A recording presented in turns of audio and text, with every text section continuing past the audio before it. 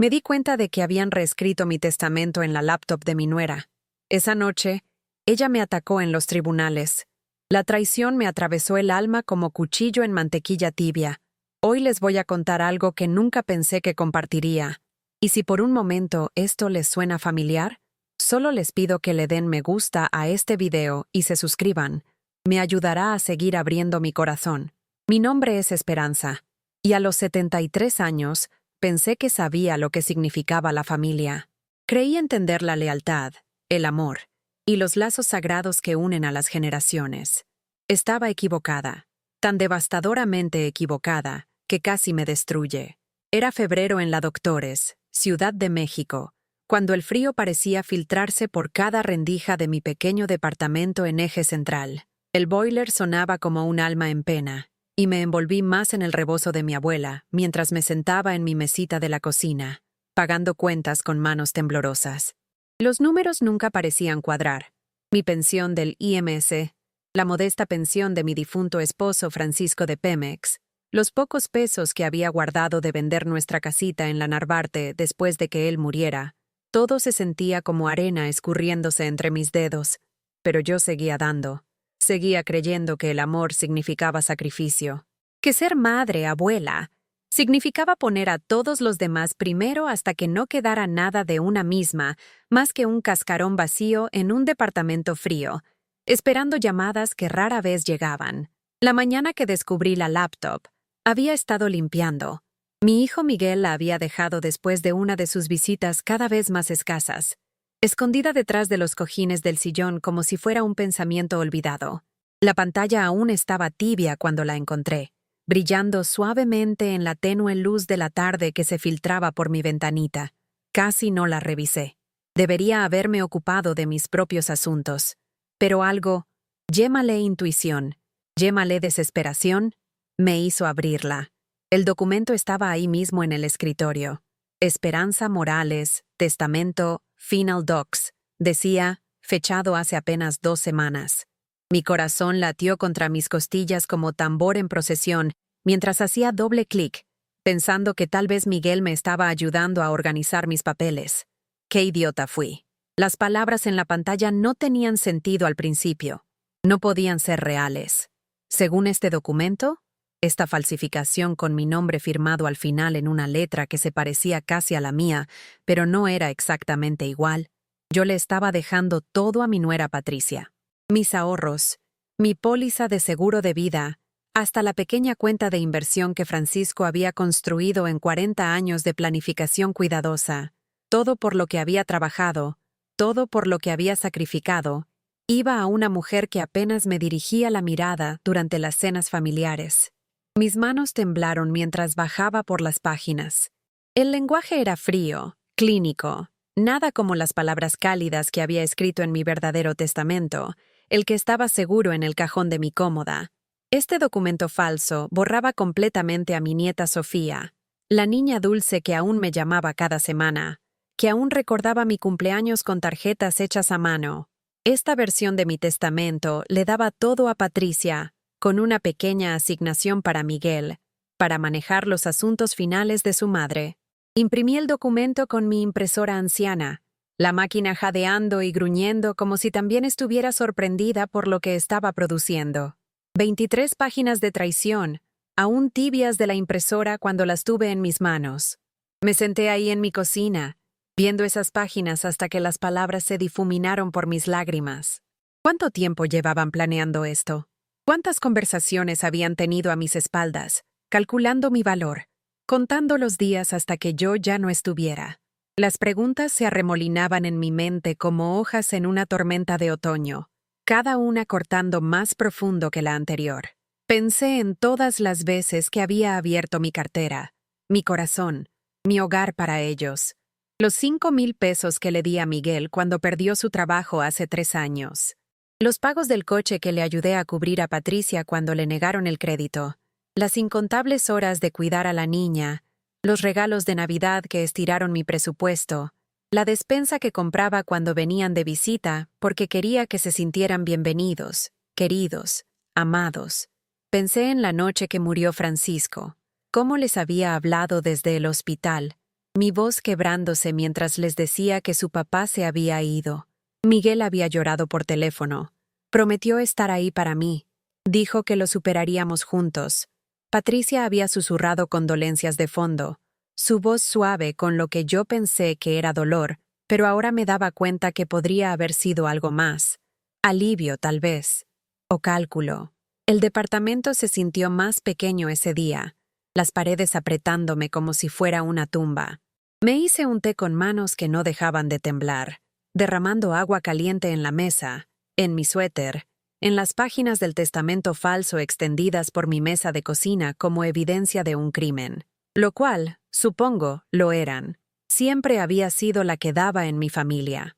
Incluso de niña durante la época difícil, compartiendo mi torta de la escuela con niños más hambrientos.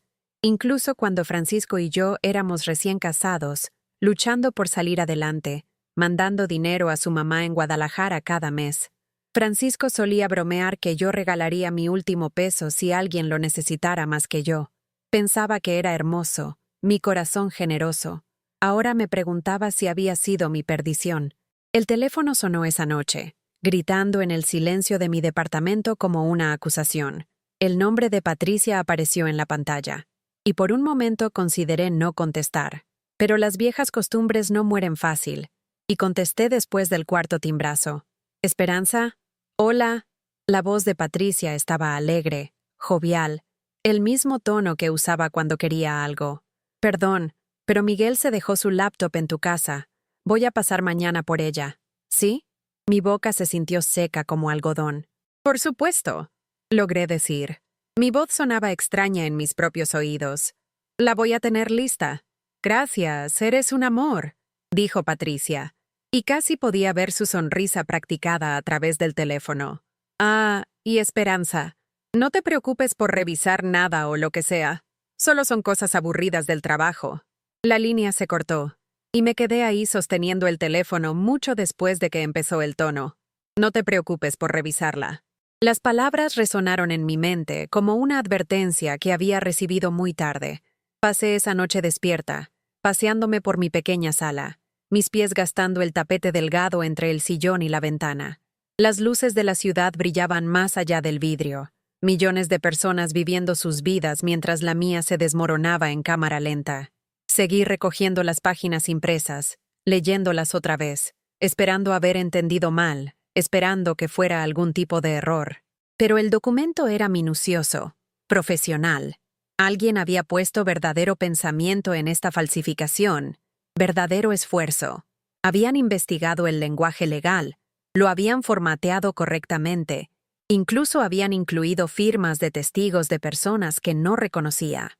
Esto no era una decisión de último momento o un momento de debilidad. Esto era robo premeditado, planeado y ejecutado con la precisión fría de una transacción comercial. Para cuando el sol salió sobre la ciudad, pintando mi departamento en tonos de oro y naranja, había tomado una decisión.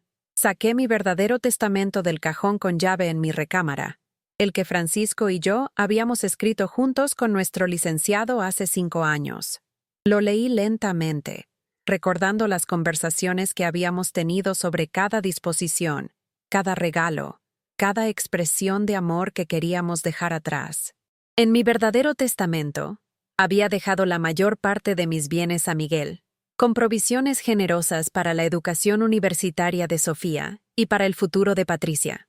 Había incluido mis joyas para Sofía, la vajilla de mi mamá para Patricia, hasta las herramientas de Francisco para el hijo de Miguel, que apenas estaba aprendiendo carpintería. Cada artículo tenía una historia, cada legado venía de mi corazón. El testamento falso contaba una historia completamente diferente. Me pintaba como una vieja amargada que favorecía a su nuera sobre su propia sangre. Sugería que Miguel era incompetente con el dinero, que Sofía no lo merecía. Más dolorosamente, borraba cada toque personal, cada gesto amoroso que Francisco y yo habíamos incluido para mostrar a nuestra familia cuánto significaban para nosotros. Hice copias de mi verdadero testamento esa mañana, guardándolas en diferentes lugares por mi departamento. Una copia fue a mi bolsa, otra a un sobre manila pegado bajo mi mesa de cocina. Hasta escaneé las páginas y me las mandé por correo electrónico, aunque apenas entendía cómo usar la computadora que Francisco me había comprado antes de enfermarse. Cuando Patricia llegó a recoger la laptop, yo estaba lista para ella. Había guardado las páginas impresas, cerrado el documento, hasta había borrado el historial como Sofía me había enseñado a hacer. Sonreí cuando abrí la puerta. La misma sonrisa cálida que le había dado durante 15 años de matrimonio con mi hijo. «Pasa, mija», dije, mi voz firme a pesar de la tormenta rugiendo en mi pecho. «¿Gustas un cafecito?» Patricia negó con la cabeza, sus ojos ya escaneando mi sala buscando la laptop. La encontró rápidamente. La metió bajo su brazo como si estuviera reclamando un tesoro. «Gracias, Esperanza. Perdón que se le haya olvidado a Miguel. Ya sabes cómo es de distraído». Asentí, aún sonriendo, aún jugando el papel de la suegra atontada que no sabía nada mejor. «Por supuesto, mija. Estas cosas pasan». Ya iba a medio camino hacia la puerta cuando se detuvo. Se volteó hacia mí con una expresión que no pude descifrar. Por un momento, pensé que podría confesar, que se quebraría y explicaría cómo la desesperación o la codicia la había llevado a esta traición. En su lugar, sonrió esa sonrisa perfecta y fría y dijo, «¿Sabes qué, Esperanza? Deberías pensar en actualizar tu testamento. Francisco ya tiene 3 años de muerto. Las cosas cambian». Las palabras me pegaron como un golpe físico, pero mantuve mi expresión neutral. «Es buen consejo, Patricia. Lo voy a pensar». Se fue sin otra palabra, y la vi desde mi ventana subirse a su coche, la laptop guardada seguramente a su lado. Mi póliza de seguro para el futuro. Probablemente pensó. Mi boleto a una vida cómoda construida sobre los huesos de la confianza de una vieja. Pero Patricia había cometido un error crucial. Me había subestimado. Había asumido que porque era vieja, porque estaba sola, porque siempre había sido generosa hasta la culpa, me haría la muerta y aceptaría esta traición sin pelear. Había olvidado que yo era la esposa de Francisco Morales, que había sobrevivido épocas difíciles, criado hijos durante crisis económicas y enterrado al amor de mi vida con dignidad y fuerza. Había olvidado que a veces, la persona más peligrosa en el cuarto es la que todos subestiman. Los siguientes días pasaron en una borrasca de llamadas telefónicas e investigación. Contacté al licenciado que había escrito mi verdadero testamento, un hombre amable llamado licenciado Rodríguez, que había manejado los papeles de Francisco.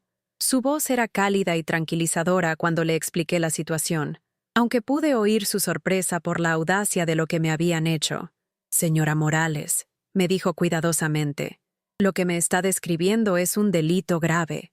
Falsificar un testamento es un delito federal. ¿Ha considerado contactar a la policía?» Lo había considerado, pasando noches sin dormir pesando mis opciones. Pero la idea de mi hijo Miguel esposado, de Sofía viendo a su papá arrestado en las noticias de la noche, me revolvía el estómago. A pesar de todo, a pesar de la traición y las mentiras, aún eran mi familia, aún los amaba, aunque estuvieran tratando de destruirme. «Quiero manejar esto con cuidado», le dije al licenciado Rodríguez.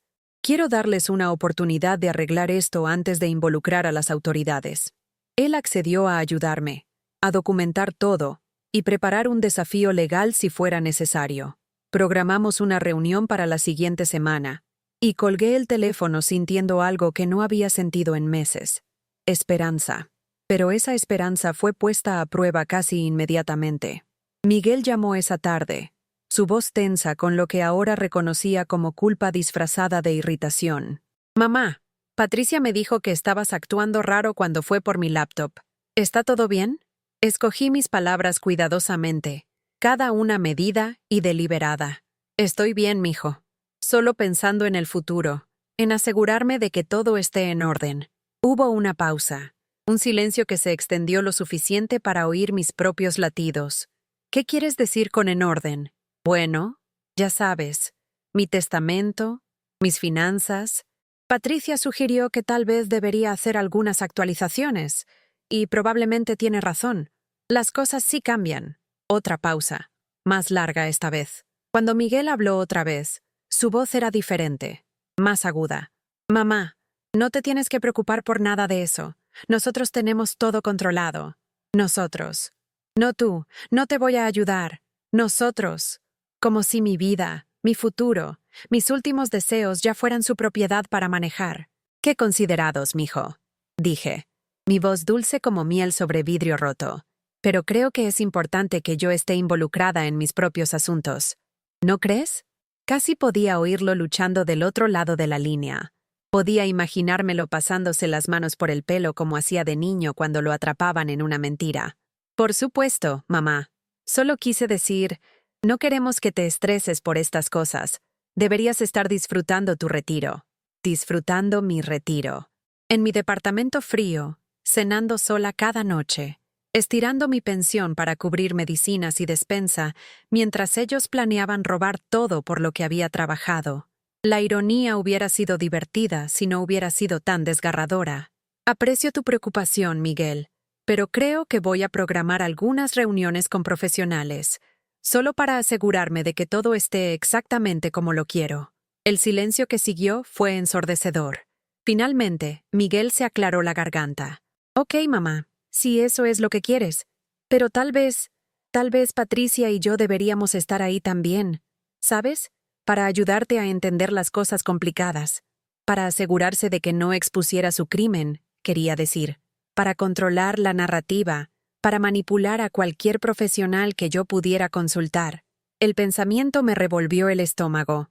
Qué lindo de tu parte ofrecerte, mijo, pero creo que puedo manejarlo. Después de todo, manejé las finanzas de nuestra familia durante 45 años de matrimonio. Creo que recuerdo cómo funciona. Colgué antes de que pudiera responder, mis manos temblando con una mezcla de furia y tristeza.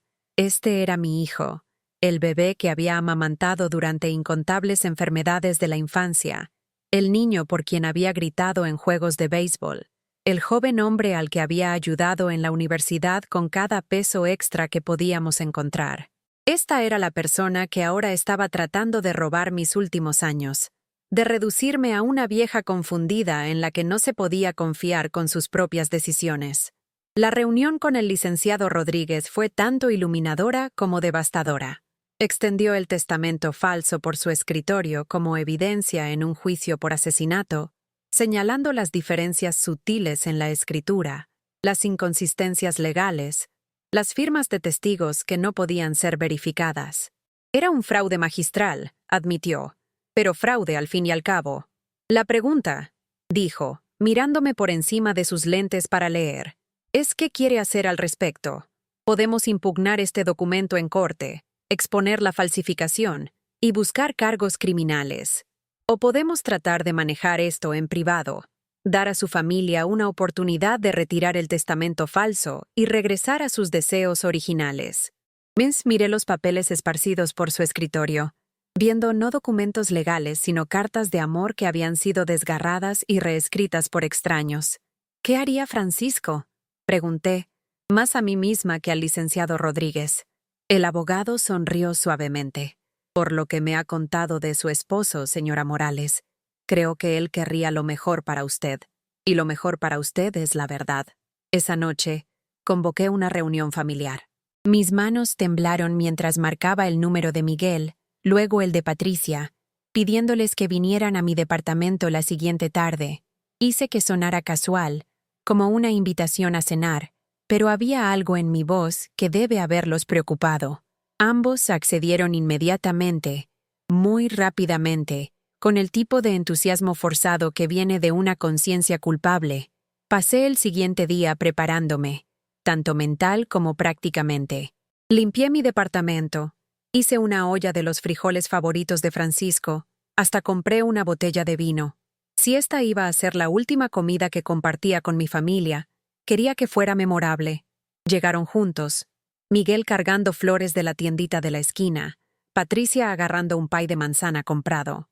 Sus sonrisas eran muy brillantes, sus abrazos muy apretados, y pude ver el miedo acechando en sus ojos como sombras al atardecer.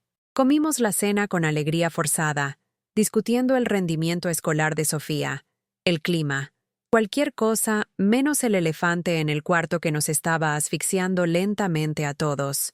Finalmente, cuando los platos estaban recogidos y estábamos sentados alrededor de mi mesita de centro con tazas de café descafeinado y rebanadas de pie, saqué el sobre manila que había preparado. Quería hablarles a ambos sobre mi testamento, dije en voz baja, mi voz cortando la calidez artificial como navaja en seda. El tenedor de Patricia tintineó contra su plato. La cara de Miguel se puso pálida como nieve de invierno. «Mamá», empezó, pero levanté mi mano para detenerlo. He estado pensando en lo que dijo Patricia, sobre actualizar mis documentos, y me di cuenta de que tenía toda la razón. Las cosas sí cambian. Abrí el sobre y saqué el testamento falso, extendiéndolo por la mesa de centro entre nosotros. Encontré esta versión muy interesante de mis deseos. El silencio que siguió fue tan completo que pude oír el refrigerador zumbando en la cocina, el sonido distante del tráfico en la calle abajo. Patricia se quedó viendo los papeles como si estuvieran escritos en un idioma extranjero, mientras la boca de Miguel se abría y cerraba sin hacer sonido. Tengo que admitir, continué, mi voz firme a pesar del terremoto pasando en mi pecho. Quedé impresionada por la atención al detalle. El lenguaje legal es bastante sofisticado. El formato es profesional. Hasta la firma se parece notablemente a la mía. Patricia encontró su voz primero, sus palabras saliendo en una ráfaga de inocencia practicada. Esperanza, no entiendo de qué estás hablando. ¿Qué es esto? La miré, realmente la miré, viendo por primera vez el cálculo detrás de su maquillaje cuidadosamente aplicado, la frialdad detrás de su expresión preocupada. Esto es una falsificación de mi último testamento, Patricia. Una muy buena falsificación, pero falsificación al fin y al cabo. Miguel finalmente habló, su voz quebrándose como la de un adolescente. Mamá, estás confundida. Esto debe ser algún tipo de error. ¿El único error?, dije, sacando una copia de mi verdadero testamento y poniéndolo junto al falso, fue dejar tu laptop donde la pudiera encontrar. Y el segundo error fue subestimarme. Nos quedamos ahí en cuadro por lo que se sintió como horas, pero probablemente fueron solo minutos. El peso de la verdad expuesta presionándonos como algo físico. La máscara de Patricia finalmente se resbaló, su cara transformándose de preocupación falsa a algo más duro, más desesperado. «No entiendes la presión bajo la que estamos», dijo, su voz tomando una cualidad quejumbrosa que nunca había escuchado antes. «El trabajo de Miguel es inestable. Sofía necesita dinero para la universidad. Nos estamos ahogando en deudas. Pensamos que querrías ayudarnos». ¿Ayudarles? Las palabras salieron más fuerte de lo que pretendía.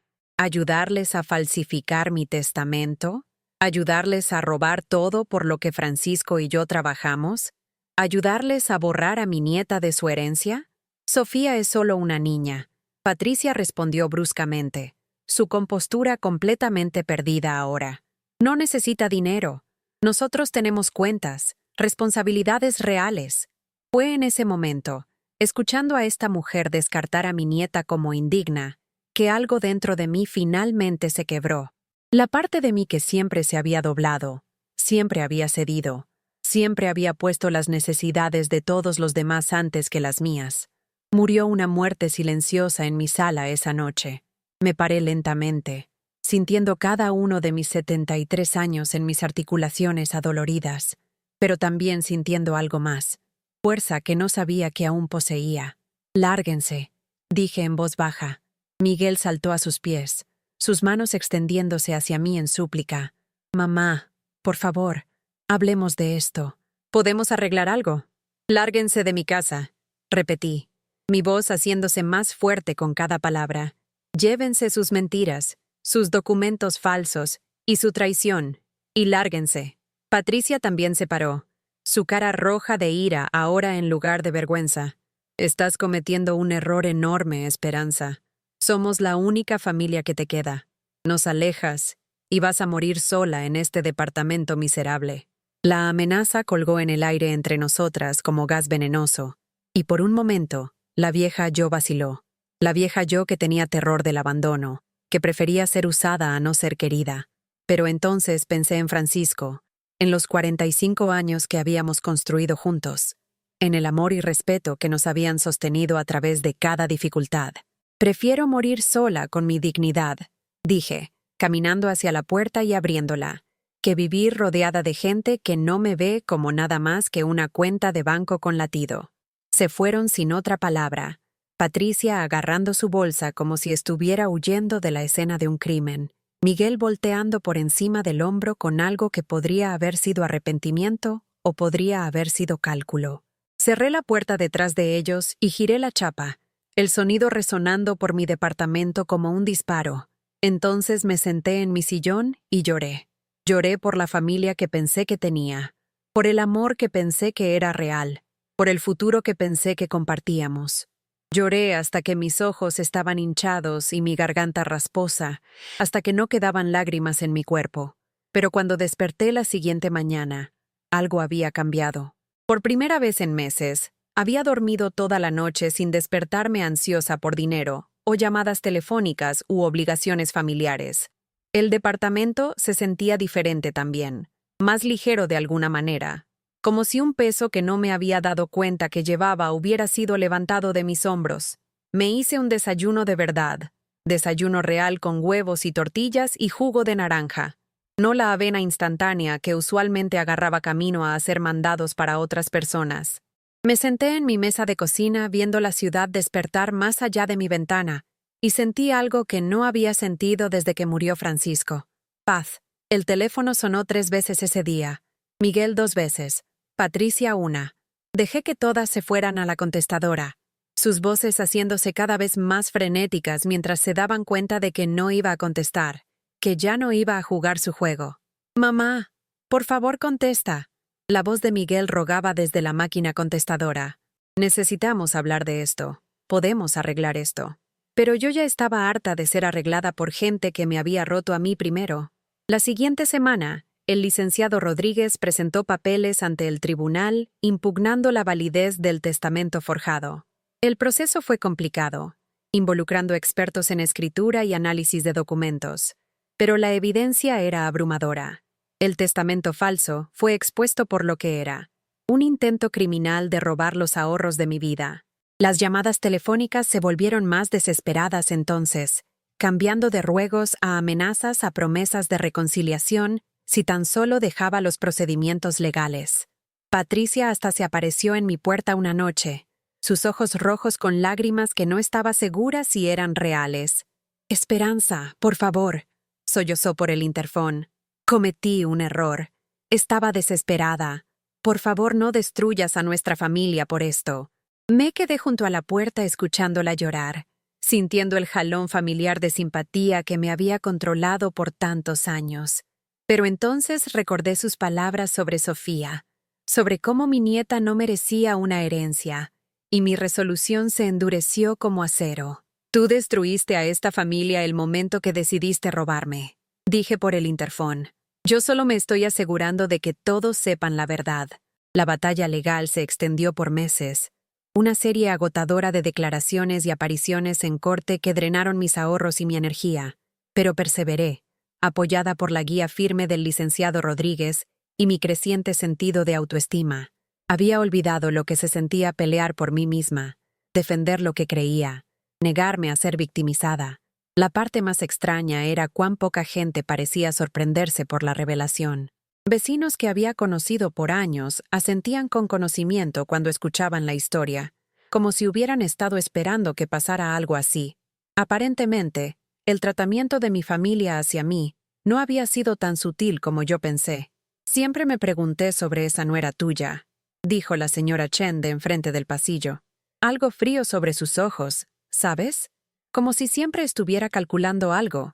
Hasta mi farmacéutico, un hombre dulce que había surtido las recetas de Francisco por años, negó con la cabeza tristemente cuando le conté lo que había pasado. «Esta gente joven», dijo, «piensa que el dinero es más importante que la familia. Se olvidan que el respeto no se puede heredar». Pero el descubrimiento más doloroso vino de una fuente inesperada.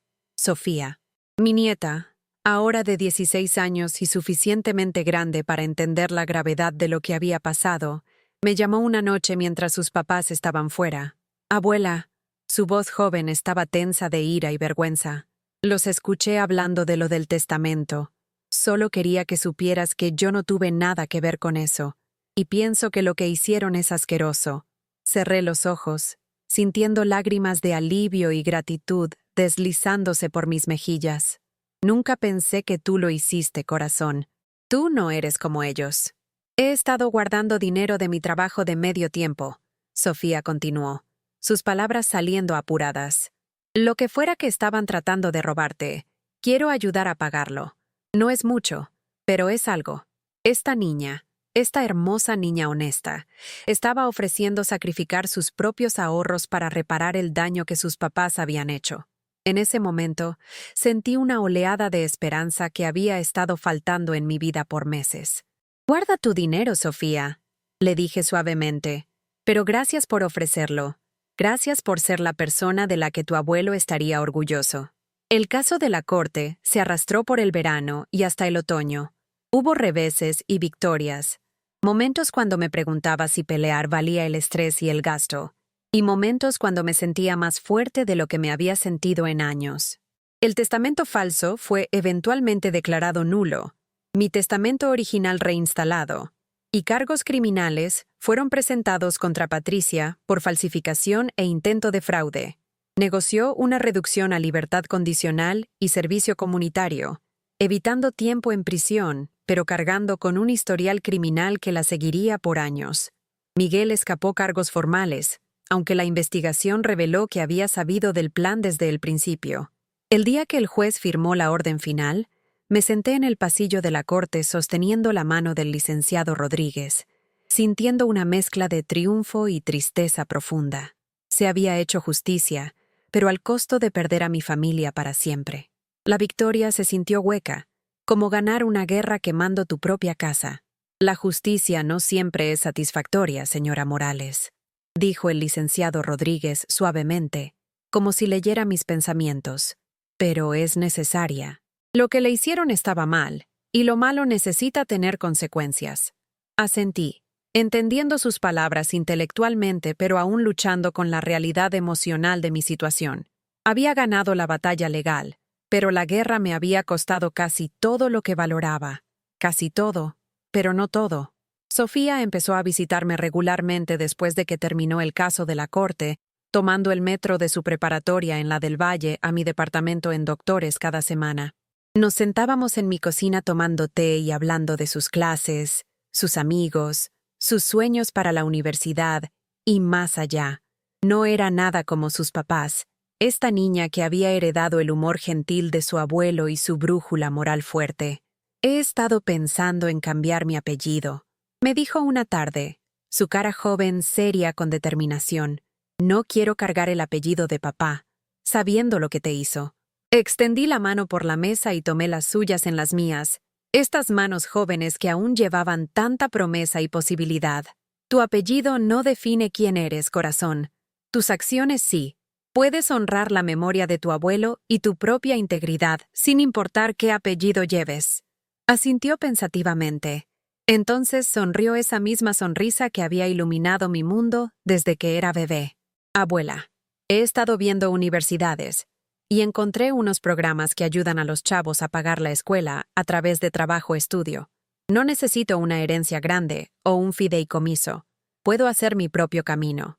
Esta niña, que a los 16 años entendía más sobre honor y autosuficiencia que sus papás habían aprendido en 40 años de vida, iba a estar bien, más que bien. Iba a ser extraordinaria. Las estaciones cambiaron. El invierno dando paso a la primavera floreciendo en verano.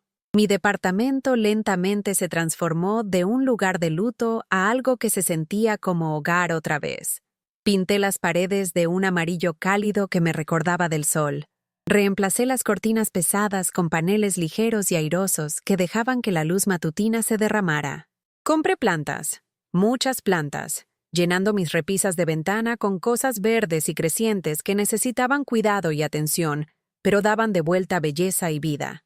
Empecé a hacer trabajo voluntario en un centro para adultos mayores en Doctores, ayudando a otras personas mayores navegar las complejidades del IMSS y las pensiones. Se sintió bien usar mis habilidades, ayudar a gente que estaba enfrentando los mismos retos que yo había enfrentado, asegurarme de que nadie más se sintiera tan perdido y abandonado como yo me había sentido durante esos meses oscuros. Muchas de las personas a las que ayudé tenían historias similares. Hijos que habían desaparecido una vez que la herencia estaba segura. Nietos que solo llamaban cuando necesitaban dinero. Familias que trataban a sus miembros mayores como cargas que manejar en lugar de tesoros que apreciar. Encontré una comunidad de sobrevivientes, gente que había aprendido a valorarse a sí misma incluso cuando sus familias no lo hacían. La lección más difícil, dijo Margarita, una mujer de 80 años cuya hija había tratado de declararla incompetente para poder controlar sus bienes, es aprender que a veces las personas que se supone te aman más son las que más profundamente te lastiman. Estábamos sentadas en el salón comunitario del centro, un círculo de guerreras de pelo canoso compartiendo nuestras historias de guerra sobre café y galletas compradas. Cada historia era diferente en sus detalles, pero similar en sus temas: traición, robo, abandono y, finalmente, supervivencia. Pero la lección más importante, agregó Roberto, cuyo hijo había forjado su firma en una hipoteca inversa, es que puedes sobrevivir perdiéndolos. Piensas que no puedes, pero sí puedes.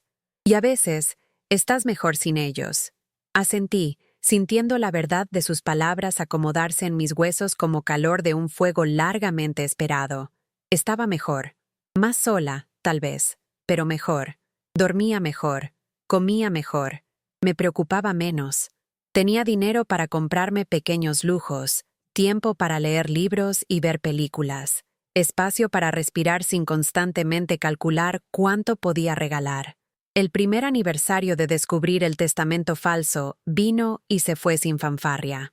Lo marqué en silencio, privadamente, llevándome a cenar a un restaurante bonito en Polanco, algo que nunca hubiera hecho mientras mantenía a mi familia ingrata. Me senté junto a la ventana viendo las luces de la ciudad titilar como estrellas terrenales, y sentí algo que no había experimentado en años: satisfacción. Miguel trató de contactarme varias veces ese año, usualmente alrededor de días festivos o mi cumpleaños. Sus mensajes de voz eran mezclas cuidadosamente elaboradas de disculpa y manipulación, admitiendo algo de culpa mientras trataba de minimizar el impacto de lo que habían hecho. «Mamá, sé que cometimos errores», su voz rogaría desde mi contestadora, «pero aún somos familia. Sofía te extraña. Yo te extraño. ¿No podemos encontrar una manera de superar esto?» Pero había aprendido a reconocer manipulación disfrazada de amor, y borraba sus mensajes sin responder. Sofía tenía mi número telefónico. Si me extrañaba, podía llamarme ella misma, lo cual hacía, regularmente, usualmente para contarme sobre sus últimos logros académicos o para compartir historias divertidas sobre su trabajo de medio tiempo en una librería. Patricia nunca trató de contactarme directamente después de que terminó el caso de la corte, pero escuché a través de chismes del vecindario que ella y Miguel estaban teniendo serios problemas maritales. Problemas de dinero, según la señora Chen, quien aún me mantenía actualizada sobre drama local, quisiera yo escucharlo o no. ¿Les viene bien?, dijo con el aire satisfecho de alguien que había predicho desastre desde el principio. No puedes construir felicidad sobre deshonestidad. Siempre regresa a morderte. Traté de sentir alguna satisfacción en sus luchas, algún sentido de que se estaba haciendo justicia más allá de la corte, pero principalmente, solo me sentía cansada. Cansada de cargar ira, cansada de alimentar heridas, cansada de dejar que su traición continuara definiendo mis días. La segunda primavera después del caso de la corte trajo noticias inesperadas. Sofía llamó con emoción borboteando en su voz, diciéndome que había sido aceptada a la UNAM con una beca parcial. «Lo logré, abuela», dijo, su alegría contagiosa hasta por la línea telefónica. «Entré, y puedo pagarlo sin ayuda de nadie». «Mochcham». Sentí orgullo hincharse en mi pecho como un globo lleno de aire caliente. Esta joven mujer notable había encontrado su propio camino. Había rechazado ser manchada por la corrupción de sus papás. Había escogido integridad sobre dinero fácil. Francisco hubiera estado tan orgulloso. «Quiero que vengas a mi graduación», Sofía continuó. «Sé que mamá y papá van a estar ahí, pero no me importa. Eres la persona más importante en mi vida. y te quiero ahí. La idea de enfrentar a Miguel y Patricia otra vez me apretó el estómago con ansiedad, pero la idea de perderme la graduación de Sofía era peor. Esta niña había sido una luz en mi oscuridad, un recordatorio de que el amor podía existir sin condiciones o cálculos. Voy a estar ahí, prometí, y lo dije en serio. La graduación se llevó a cabo en una mañana perfecta de junio, el tipo de día cuando la Ciudad de México muestra su mejor lado. El campus de la UNAM estaba lleno de familias y flores, birretes y togas, lágrimas y risas. Me vestí cuidadosamente para la ocasión, usando un vestido azul que Sofía había elogiado cuando lo usé en una de nuestras citas de té, cargando un ramo de girasoles que me recordaban de su espíritu brillante. Vi a Miguel y Patricia desde el otro lado del patio antes de que empezara la ceremonia. Se veían más viejos, más gastados de lo que recordaba, el estrés grabado en líneas alrededor de sus ojos y bocas. La bolsa de diseñador de Patricia había sido reemplazada por algo más barato, y el traje de Miguel se veía como si hubiera visto mejores días. Las dificultades financieras que la señora Chen había mencionado eran aparentemente reales y continuadas. Me vieron también, y por un momento nuestros ojos se encontraron a través de la multitud de familias celebrando. Miguel levantó la mano en un saludo tentativo, su expresión esperanzada e incierta. Patricia volteó hacia otro lado rápidamente, su mandíbula tensa con lo que podría haber sido vergüenza, o ira, o ambas. Pero no tuve tiempo de analizar sus reacciones, porque Sofía apareció en mi codo, radiante en su birrete y toga, su sonrisa suficientemente amplia para iluminar todo el campus. «Abuela, viniste», dijo, echándome los brazos encima en un abrazo que olía a juventud y posibilidad, y el tenue aroma de su perfume de vainilla. No me lo hubiera perdido por nada en el mundo, le dije, hablando en serio en cada palabra. Encontramos asientos cerca del frente, Sofía insistiendo que me sentara con sus amigos en lugar de con sus papás. Vi a mi nieta caminar por el escenario para recibir su diploma, vi estrechar la mano con el decano, la vi brillar con logro y alegría.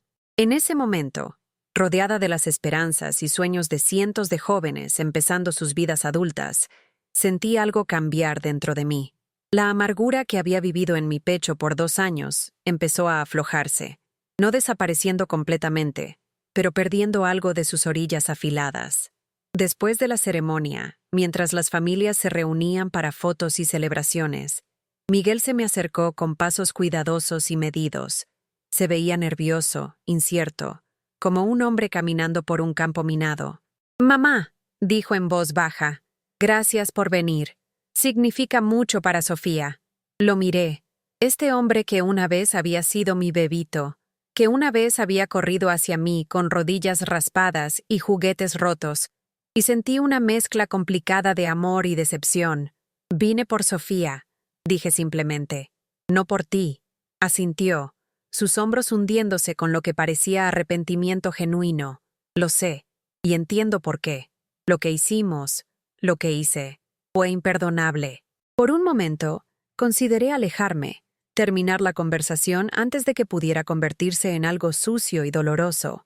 Pero algo en su voz, algo que sonaba como arrepentimiento real en lugar de manipulación calculada, me hizo quedarme. Sí, estuve de acuerdo. Fue imperdonable. Pero Sofía no es responsable de tus decisiones, y no voy a dejar que tus errores me cuesten mi relación con ella. «Me da gusto», dijo Miguel, y su voz se quebró ligeramente. «Ella te necesita en su vida. Siempre te ha necesitado más de lo que nos necesitó a nosotros». Era, tal vez, la cosa más honesta que me había dicho en años. Patricia se nos acercó entonces, su expresión cuidadosamente neutral, sus manos juntas enfrente como si se estuviera preparando para batalla o rendición. «Esperanza», dijo. Mi nombre sonaba extraño en su boca después de 2 años de silencio. «Te debo una disculpa». Esperé, no diciendo nada, forzándola a llenar el silencio con cualquier verdad o mentira que hubiera preparado. «Lo que hice estaba mal», continuó, su voz firme pero baja. «Tenía miedo y estaba desesperada e hice decisiones terribles. Le costó a nuestra familia todo lo importante, y lo siento». La disculpa colgó en el aire entre nosotras, Imperfecta e incompleta, pero posiblemente sincera. Estudié la cara de Patricia, buscando señales de manipulación, por el cálculo que una vez se había escondido detrás de sus sonrisas. En su lugar, vi agotamiento y lo que podría haber sido vergüenza genuina. Gracias por decir eso, dije finalmente. No cambia lo que pasó, pero es un comienzo. Nos quedamos ahí en silencio incómodo por un momento. 3 personas que una vez habían sido familia, que habían compartido días festivos y cumpleaños y cenas ordinarias de martes, ahora separadas por un abismo de traición y confianza rota. Sofía apareció junto a nosotros, aún brillando con alegría de graduación, aparentemente inconsciente de la tensión crepitando entre los adultos en su vida.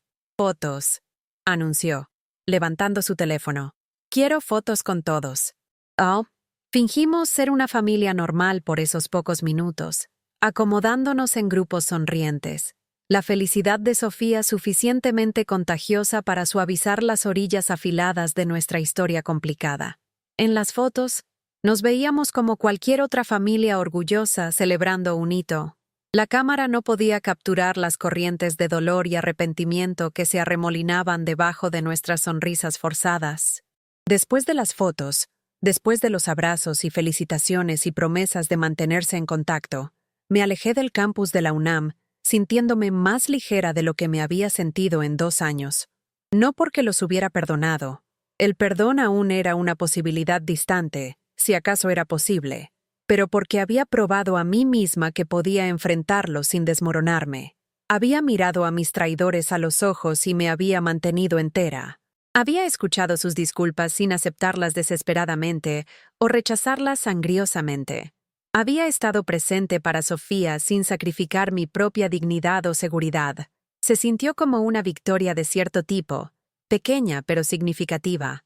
El verano pasó en silencio, lleno de largas caminatas por el Parque de los Venados, películas de la tarde en el cine local, y llamadas regulares con Sofía mientras se preparaba para la universidad. Continué con mi trabajo voluntario en el Centro para Adultos Mayores, encontrando propósito en ayudar a otros navegar el laberinto burocrático de envejecer en México. Una tarde particularmente calurosa de agosto, mientras estaba ayudando a una cliente nueva a llenar papeles del IMSS, me miró con ojos cansados y dijo: «¿Cómo lo hace? ¿Cómo se mantiene tan positiva cuando todo es difícil y su familia no le importa?» Hice una pausa, pluma en mano, considerando su pregunta. ¿Cómo lo hacía? ¿Cómo había sobrevivido el descubrimiento del testamento forjado, la batalla de la corte, la pérdida de la familia que pensé que tenía? Aprendí que mi valor no está determinado por el trato de otras personas hacia mí, dije lentamente, las palabras sintiéndose verdaderas mientras las decía. Aprendí que estar sola no es lo mismo que estar solitaria, y aprendí que a veces lo más amoroso que puedes hacer por alguien es dejar de permitir su mal comportamiento. Asintió pensativamente. Entonces sonrió por primera vez desde que la conocí. Tal vez hay esperanza para mí también. Siempre hay esperanza, dije. Y me di cuenta de que realmente lo creía. El otoño llegó con su fanfarria usual de hojas cambiantes y mañanas frescas. Sofía empezó la universidad, llamándome semanalmente para compartir sus aventuras de vivir en ciudad universitaria y clases de literatura avanzada. Estaba prosperando en su nuevo ambiente, haciendo amigos y descubriendo intereses que nunca supe que tenía. «Estoy pensando en estudiar trabajo social», me dijo durante una de nuestras llamadas. «Quiero ayudar a las familias a mantenerse juntas, ayudarlas a comunicarse mejor, ayudarlas a resolver problemas antes de que se vuelvan suficientemente grandes para destruir a todos». Sonreí, escuchando ecos del corazón compasivo de Francisco en sus palabras. Esta niña iba a hacer una diferencia en el mundo. Estaba segura de eso. «Eso suena perfecto para ti», le dije. «Siempre has sido buena viendo lo mejor en la gente». «Eso lo aprendí de ti y del abuelo», dijo simplemente, y sentí lágrimas de orgullo y gratitud deslizarse por mis mejillas. Octubre trajo una llamada telefónica inesperada de Miguel. Su voz era tentativa, cuidadosa, como si tuviera miedo de que yo colgara antes de que pudiera decir lo que necesitaba decir. «Mamá, sé que probablemente no quieres oír de mí», empezó, «pero quería decirte que Patricia y yo nos estamos divorciando». Me hundí en mi silla de cocina, sintiendo una mezcla complicada de tristeza y algo que podría haber sido alivio. Siento escuchar eso, Miguel. ¿En serio? Preguntó, y había curiosidad genuina en su voz. Sé que nunca te gustó mucho. Consideré su pregunta cuidadosamente. ¿Había no me gustado Patricia? ¿O había simplemente visto algo en ella que no había querido reconocer? Siento por Sofía, dije finalmente, y siento que tu matrimonio tuvo que terminar de una manera tan dolorosa. No fue solo por lo del testamento, dijo Miguel rápidamente, como si necesitara que entendiera. Aunque eso fue parte de eso, habíamos tenido problemas por años, problemas de dinero, problemas de confianza. Lo que te hicimos fue el síntoma, no la enfermedad. Lo escuché explicar sus problemas maritales, sus dificultades financieras, su fracaso para comunicarse o apoyarse mutuamente. Era una historia familiar, una que había visto representarse en muchas familias a lo largo de los años. Gente que se amaba, o pensaba que se amaba, destruyendo ese amor a través de decisiones pobres y promesas rotas. ¿Dónde va a vivir Sofía?, pregunté, cortando a través de sus explicaciones a la única parte que realmente me importaba. Conmigo, principalmente, dijo Miguel. Patricia se está mudando de vuelta a Guadalajara a vivir con su mamá mientras se recupera. Sofía la puede visitar los fines de semana y días festivos. Un pensamiento se me ocurrió, uno que me sorprendió con su claridad y certeza. Si Sofía alguna vez necesita un lugar donde quedarse, o solo quiere algún lugar tranquilo para estudiar, siempre es bienvenida aquí. El silencio del otro lado de la línea se extendió lo suficiente que me pregunté si nos habían desconectado. Finalmente, Miguel habló, su voz gruesa de emoción. Gracias, mamá. Eso significa más de lo que puedo decir. Es por Sofía, aclaré, no queriendo que pensara que esto era una rama de olivo extendida a él. Siempre ha sido por Sofía. Lo sé, dijo en voz baja, y estoy agradecido. Colgamos sin decir adiós, pero de alguna manera la conversación se sintió completa. No reconciliada, no reparada, pero completa. Sofía pasó el Día de Muertos conmigo ese año, solo nosotras dos en mi pequeño departamento, compartiendo un mole que era demasiado para 2 personas, y hablando de todo y nada. Me contó de sus clases, sus nuevos amigos, su emoción por su campo de estudio. Yo le conté historias sobre su abuelo, sobre los primeros días de nuestro matrimonio cuando éramos pobres pero felices, sobre los sueños que habíamos compartido para el futuro de nuestra familia. Nunca entendí por qué mamá y papá siempre estaban tan preocupados por el dinero, dijo Sofía mientras recogíamos los platos de la cena. Tú y el abuelo fueron felices sin ser ricos. Tu abuelo y yo éramos ricos, la corregí. Solo medíamos nuestra riqueza diferentemente. Éramos ricos en amor, en amistad, en propósito compartido. El dinero era solo una herramienta para ayudarnos a cuidarnos mutuamente. Asintió pensativamente, metiendo platos en mi lavavajillas anciano. Creo que papá olvidó eso. Creo que empezó a pensar que el dinero era el punto en lugar de la herramienta. Esta niña, apenas de 18 años, entendía algo que me había tomado 73 años entender completamente. El dinero no era amor, y el amor no se podía comprar. Eran cosas separadas, y confundir las dos llevaba a nada más que descorazón. La Navidad vino y se fue en silencio. Le mandé una caja de regalos a Sofía en su dormitorio. Recibí una bufanda hermosa tejida a mano de ella en retorno. Miguel mandó una tarjeta con un mensaje breve y cuidadoso, deseándome salud y felicidad. Patricia no mandó nada, y sentí solo alivio por su ausencia de mi vida. El año nuevo trajo una carta que cambió todo. Llegó un martes por la mañana en enero, entregada por un servicio de mensajería en lugar de correo regular. La dirección de retorno era de un bufete de abogados que no reconocí, y mis manos temblaron mientras abría el sobre. Adentro había un documento legal formal, escrito en papel membretado caro, con lenguaje que me tomó varias lecturas entender. Era, esencialmente, una confesión. Patricia había escrito una descripción detallada de cómo había forjado mi testamento, reconociendo que había actuado sola, y que Miguel, aunque había estado consciente de sus acciones, no había participado en la falsificación actual. Adjunto a la confesión, había un cheque por 15,000 pesos, representando lo que ella calculaba como los honorarios legales y daños emocionales que me había causado.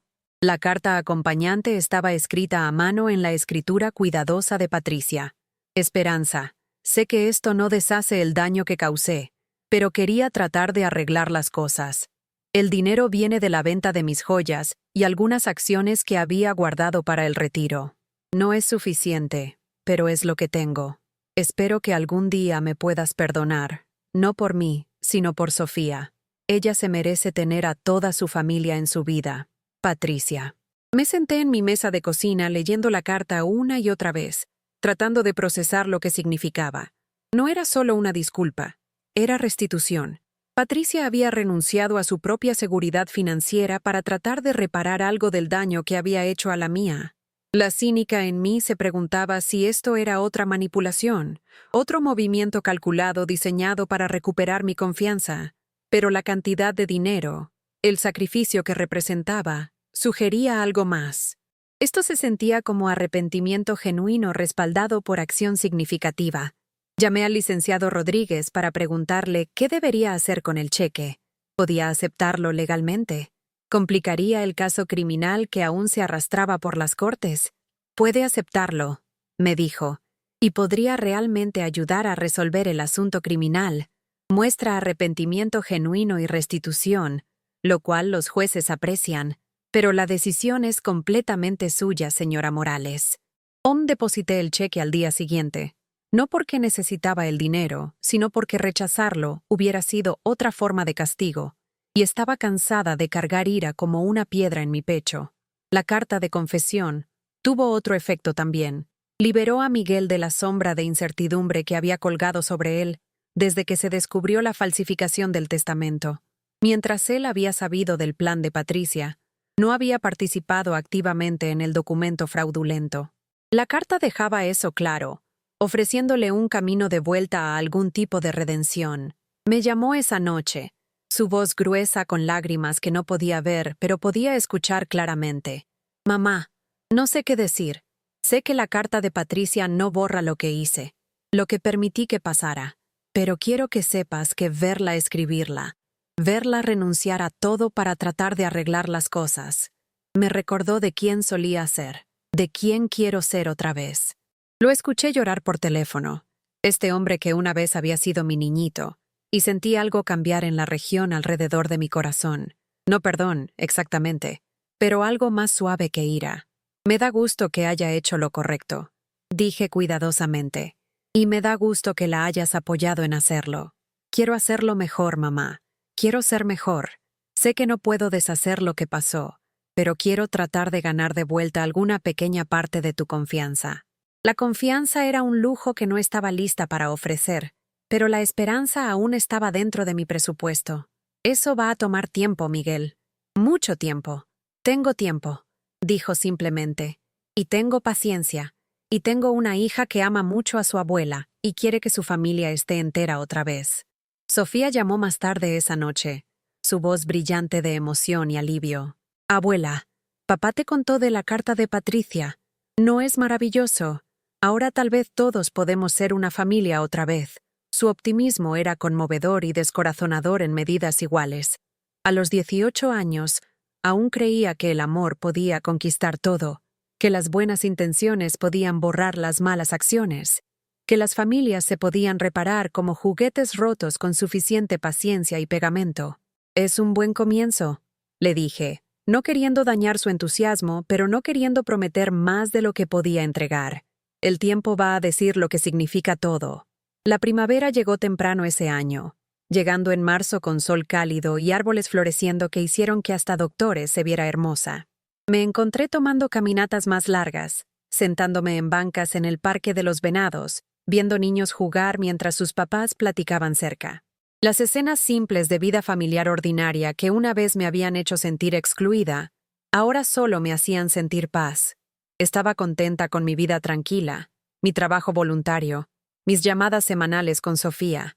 Había aprendido a estar sola sin estar solitaria, a llenar mis días con propósito que no dependía de la aprobación o gratitud de otras personas. Era, me di cuenta, la primera vez en mi vida adulta que había vivido completamente para mí. El primer año de Universidad de Sofía terminó con calificaciones excelentes y planes emocionantes para prácticas de verano. Me llamó para decirme que había sido aceptada en un programa trabajando con familias en riesgo en Iztapalapa, ayudando a niños a navegar el sistema de cuidado adoptivo. Quiero asegurarme de que los niños no se pierdan como algunos adultos, dijo, y supe que estaba pensando en las luchas de nuestra familia. Quiero ayudar a la gente a comunicarse antes de que los problemas se vuelvan muy grandes para arreglar. Su compasión me asombró. Esta niña que había presenciado a su familia casi destruirse, pero había emergido con su empatía intacta. Los esfuerzos de Miguel para reconstruir nuestra relación continuaron lentamente, cuidadosamente. Mandó tarjetas en ocasiones apropiadas, textos breves preguntando por mi salud, actualizaciones sobre su trabajo y las actividades de Sofía. Nada dramático, nada demandando respuesta, solo gestos pequeños reconociendo que aún existía en su mundo. Yo respondía ocasionalmente, mensajes breves y educados que reconocían sus esfuerzos sin comprometerme a nada más. El verano trajo una visitante sorpresa. Patricia tocó la puerta de mi departamento una tarde húmeda de julio, viéndose nerviosa e incómoda en un vestido sencillo que estaba muy lejos de la ropa de diseñador que una vez había usado. Casi no abro la puerta cuando la vi por la mirilla, pero la curiosidad ganó sobre la precaución. Esperanza, dijo cuando abrí la puerta. Sé que probablemente soy la última persona que quieres ver, pero esperaba que pudiéramos platicar. Se veía diferente, más vieja, y de alguna manera más pequeña de lo que recordaba. La mujer confiada que una vez me había intimidado con su sentido de moda afilado y lengua más afilada, había sido reemplazada por alguien que se veía gastada por la vida y las consecuencias. Contra mi mejor juicio, la invité a entrar. Nos sentamos en mi sala tomando agua fresca. Dos mujeres que una vez habían sido familia, ahora separadas por traición y confianza rota. Las manos de Patricia temblaron ligeramente mientras sostenía su vaso, y noté que estaba usando una alianza sencilla en lugar del anillo de compromiso elaborado que una vez había lucido tan orgullosamente. Quería agradecerte por aceptar el cheque de restitución, empezó, su voz baja y cuidadosa, y quería disculparme en persona, cara a cara, por lo que te hice. Esperé a que continuara, no ofreciendo ni perdón ni condena. Estaba desesperada, dijo Patricia, su voz quebrándose ligeramente. El negocio de Miguel se estaba cayendo. Estábamos atrasados con la hipoteca. Los gastos universitarios de Sofía se acercaban. Me sentía como si me estuviera ahogando, e hice decisiones terribles. Había otras opciones, dije en voz baja. Podrías haber pedido ayuda. Podrías haber sido honesta sobre sus problemas. Patricia asintió, lágrimas empezando a deslizarse por sus mejillas. Lo sé. Tenía demasiado orgullo para pedir, demasiada vergüenza para admitir que estábamos fracasando. Y me convencí a mí misma de que no extrañarías el dinero, que querrías que lo tuviéramos de todos modos cuando te fueras. Así que decidiste acelerar el proceso. Nunca quise que murieras, dijo Patricia rápidamente, su voz subiendo en negación. Solo quería saber que estaríamos bien cuando llegara ese día. Quería seguridad para Sofía. Para Miguel, estudié su cara, buscando señales de engaño, pero solo vi agotamiento y arrepentimiento. ¿Y pensaste que robarme era la manera de proporcionar esa seguridad? No estaba pensando claramente. Tenía miedo y estaba desesperada, e hice la peor decisión posible. Patricia puso su vaso con manos que temblaron notablemente. Perdí todo por esa decisión. Mi matrimonio, mi casa, mi relación con Sofía, mi autorrespeto, todo. Nos sentamos en silencio por varios minutos, el peso de su confesión acomodándose entre nosotras como polvo después de una explosión. ¿Qué pasa ahora?, pregunté finalmente. No sé, admitió Patricia. Estoy viviendo con mi mamá en Guadalajara, trabajando en un trabajo de retail que paga apenas lo suficiente para sobrevivir. El caso criminal probablemente resulte en libertad condicional, servicio comunitario. Mi crédito está arruinado, mi reputación destruida. Tal vez nunca me recupere financieramente de lo que hice.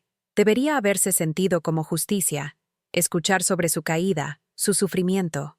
En su lugar, solo sentí tristeza por el desperdicio de todo. El desperdicio de confianza, de relaciones, de años que se podrían haber pasado construyendo algo positivo en lugar de destruir lo que ya existía. Siento que llegó a esto, dije, y lo dije en serio. Patricia me miró con sorpresa, como si no hubiera esperado simpatía de la mujer que había traicionado. ¿En serio? ¿Después de todo lo que te hice pasar? Consideré su pregunta, escudriñando mi corazón por la verdad. Siento que fueras tan infeliz que pensaste que robar era tu única opción. Siento que tu matrimonio terminara de una manera tan dolorosa. Siento que Sofía tuvo que ver a su familia desmoronarse. Siento que todos perdimos tanto tiempo a la ira y desconfianza. Pero no sientes que esté enfrentando consecuencias por lo que hice. No, estuve de acuerdo. No siento eso. Las acciones tienen consecuencias, y estás aprendiendo eso por las malas. Pero no me da placer tu sufrimiento, Patricia. La venganza no es tan satisfactoria como pensé que sería. Asintió lentamente, pareciendo entender la distinción que estaba haciendo. ¿Hay alguna posibilidad? Preguntó vacilando. ¿De que pudiéramos alguna vez no ser amigas exactamente, pero tal vez no ser enemigas? Miré a esta mujer que una vez había sido mi nuera, que había compartido días festivos y cumpleaños con mi familia, que me había dado a mi hermosa nieta. La ira que me había sostenido a través de las batallas legales y noches sin dormir, aún estaba ahí, pero se había enfriado a algo más manejable. No lo sé, dije honestamente. El tiempo lo dirá, pero aprecio que hayas venido aquí, enfrentándome directamente en lugar de esconderte detrás de abogados e intermediarios. Patricia terminó su agua fresca y se preparó para irse, moviéndose cuidadosamente como si tuviera miedo de romper algo más. Esperanza, dijo mientras la acompañé a la puerta. Sofía habla de ti todo el tiempo, lo orgullosa que está de ti, cuánto te ama. Ella es lo mejor que hice jamás, y mucho de quien es viene de ti y Francisco. Gracias por ser tal buena influencia en su vida. Después de que se fue Patricia, me senté en mi departamento silencioso pensando sobre perdón y justicia, sobre consecuencias y redención. La conversación había sido difícil pero necesaria, como poner un hueso roto que tiene que ser re-roto antes de que pueda sanar apropiadamente. Le hablé a Sofía esa noche para contarle de la visita de Patricia. Me da gusto que se disculpara en persona, dijo Sofía pensativamente. Y me da gusto que la hayas escuchado. Sé que lo que hizo fue terrible, pero sigue siendo mi mamá. Quiero creer que puede ser mejor. Tal vez pueda ser. Estuve de acuerdo. La gente puede cambiar, si realmente quiere y está dispuesta a hacer el trabajo. ¿Crees que papá puede cambiar también? Era la pregunta que había estado flotando entre nosotras por meses, no dicha, pero siempre presente. Creo que tu papá está tratando de cambiar, dije cuidadosamente. Si tiene éxito, dependerá de sus acciones, no de sus palabras. Sofía pareció satisfecha con esa respuesta, y nos movimos a discutir su práctica de verano, sus planes para segundo año, el joven hombre con el que había empezado a salir, que sonaba como un muchacho decente de una buena familia. Mientras colgué el teléfono, me di cuenta de que algo había cambiado durante la visita de Patricia. No perdón, exactamente, pero una liberación de la ira ardiente que había estado consumiendo tanta de mi energía. Me sentí más ligera, más en paz, como si hubiera puesto una maleta pesada que no me había dado cuenta que aún estaba cargando. El resto del verano pasó tranquilamente. Mi trabajo voluntario en el Centro para Adultos Mayores continuó siendo satisfactorio, introduciéndome a gente nueva y nuevos desafíos cada semana. Empecé a tomar una clase de pintura en acuarela en el centro comunitario local, descubriendo un talento que nunca supe que poseía. Mi pequeño departamento gradualmente se llenó de pinturas amateur de flores y paisajes, salpicones brillantes de color que reflejaban mi estado de ánimo cada vez más optimista. Sofía me visitó varias veces durante su práctica, pasándose después de largos días trabajando con familias problemáticas en Iztapalapa. Se desplomaba en mi sillón, exhausta pero exaltada, y me contaba historias sobre los niños que estaba ayudando, las familias que estaba tratando de mantener juntas. Es trabajo duro, admitió durante una de estas visitas, pero es tan gratificante cuando ves a una familia encontrar su camino de vuelta el uno al otro. Le hice la cena y escuché sus historias, maravillándome de esta joven mujer que había escogido dedicar su vida a sanar en lugar de albergar resentimiento. Podría haberse vuelto amargada sobre los problemas de su propia familia. Podría haber decidido que todas las relaciones estaban condenadas a traición y decepción. En su lugar, había escogido esperanza y servicio. El otoño llegó con su llamarada usual de hojas cambiantes y aire matutino fresco. Sofía regresó a la UNAM para su segundo año, mientras Miguel continuó su campaña cuidadosa para reconstruir nuestra relación. Sus mensajes se volvieron ligeramente más largos, más personales, compartiendo detalles sobre su trabajo, su nuevo departamento, sus esfuerzos por construir una vida independiente de la influencia de Patricia. Me encontré respondiendo más frecuentemente, compartiendo detalles pequeños sobre mi propia vida, mi trabajo voluntario, mi clase de pintura. Nada dramático o emocionalmente cargado, solo las comunicaciones ordinarias que forman la fundación de cualquier relación. Una noche de octubre, mientras estaba limpiando después de la cena, el teléfono sonó con el número de Miguel en la pantalla. Casi no contesté. Usualmente nos comunicábamos a través de mensajes de texto, pero algo me hizo contestar. Mamá. Su voz estaba tensa de angustia. Sofía me habló desde el hospital. Está bien, pero estuvo en un accidente de coche. Estoy manejando a la ciudad ahora, pero pensé que deberías saber. Mi mundo se ladeó. Sofía en el hospital. Sofía lastimada. Sofía necesitando ayuda mientras yo me sentaba en mi departamento pintando rosas en acuarela y sintiéndome mal por mí misma sobre drama familiar que de repente parecía mezquino y sin sentido. ¿Cuál hospital? Pregunté, ya alcanzando mi bolsa y llaves. Hospital General. Dice que no es serio, solo algunos moretones y quieren observarla toda la noche por una posible conmoción cerebral. Ya estaba fuera de la puerta antes de que terminara la oración, parando un taxi en eje central y dando al chofer la dirección del hospital en una voz que no admitía argumentos sobre velocidad o leyes de tránsito. La sala de emergencias del Hospital General era un caos de luces brillantes, conversaciones apuradas y el olor distintivo de hospital de desinfectante y miedo. Encontré a Sofía en una cama detrás de una cortina azul, viéndose pequeña y joven en una bata de hospital, con una venda en su frente y moretones ya volviéndose morados a lo largo de su brazo izquierdo. «Abuela», dijo, su cara iluminándose a pesar de la obvia incomodidad. «No tenías que venir. Estoy bien, de verdad». Tomé su mano cuidadosamente, revisando por heridas, asegurándome de que realmente estaba viva y relativamente entera. «Por supuesto que vine», dije, acomodándome en la silla incómoda junto a su cama. ¿Dónde más estaría? Platicamos en voz baja mientras esperábamos que el doctor completara su evaluación. Sofía contándome del accidente. Un conductor borracho pasándose un alto. Su coche girado pero no destruido. Todos los involucrados saliendo caminando con heridas menores.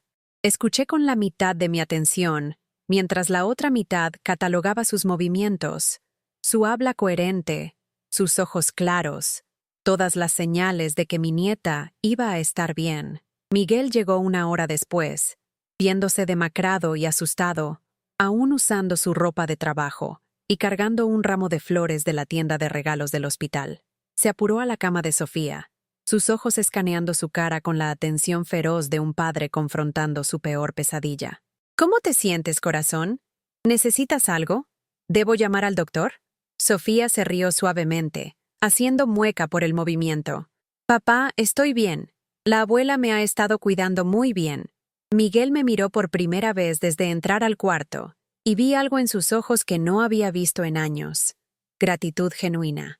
«Gracias por estar aquí, mamá. Gracias por llegar tan rápido», asentí, no confiando en que mi voz se mantuviera firme si trataba de hablar.